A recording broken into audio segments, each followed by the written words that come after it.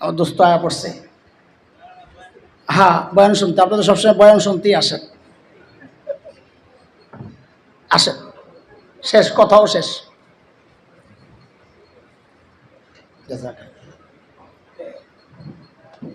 আল্লাহ,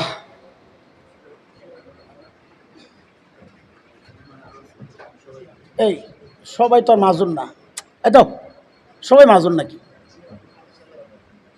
মেহমানরা বসুক না, নিচে বসুক। আপনি তো মাজুর, বসেন। ও মেয়র সাহেব আসতে নাকি? আর মেয়র সাহেব তো স্ট্রং, পুরা স্লিম বডি, মাশাআল্লাহ। জনপ্রতিনিধি যারা এমন থাকলেই ভালো। আমাদের জনপ্রতিনিধি হয় দুই পাশে দুইজনকে ধৈর্য যাইতে হয়, এটা বড় মুশকিল। এমন হলে কেউ মুসিবতে বসতে দৌড়ে যাইতে পারে। আল্লাহ ভাইয়ের সুস্বাস্থ্য দান করেন, বলে আমি তো বলতেছিলাম মেহেদি পাতার রং কি বলো তো? এক মুঠো মেহেদি পাতা হাতের মধ্যে রেখা সারা রাত এইভাবে হাত আটকায় রাখছো, সকালে ওইটা দেখবা অনেক লাল হয়ে গেছে না? লাল হবে না কেন? পিসা হয় নাই। ওইটাই হিন্দিওয়ালারা বা উর্দুওয়ালারা একটা প্রবাদ আছে ওদের এই কথাটাই, সেটা হলো হেনা। হেনা হলো মেহেদি পাতা, আরবিতেও বলে হেনা। তোরা বলে হেনা রং লাতি হ্যায় পাথর সে ঘিস জানে কে বাদ। কি বলছি? এই বলো কি বলছি, একজন বলো, তুমি বলো কি বলছি। দাঁড়ান দাঁড়ান, এই হচ্ছে তোমাদের আরেক সমস্যা।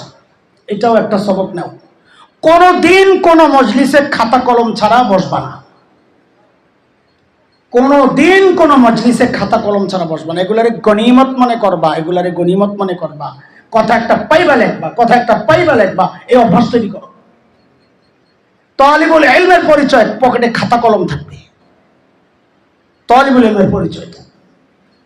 তাইলে বোঝা যাবে তোমার মধ্যে আগ্রহ আছে। তুমি তো আল্লামা আনোয়ার শাহ কাশ্মীরি নামি আমি বলছি তুমি 1000 বছর মনে রাখবা, নগদই তো করতে পারো নাই, পরে মনে রাখবা কেমনি? তো কি ফায়দা হইলো আমাদের কথার? তো বলো হেনা রং লাতি হ্যায় পাথর সে ঘিস জানে কে বাদ।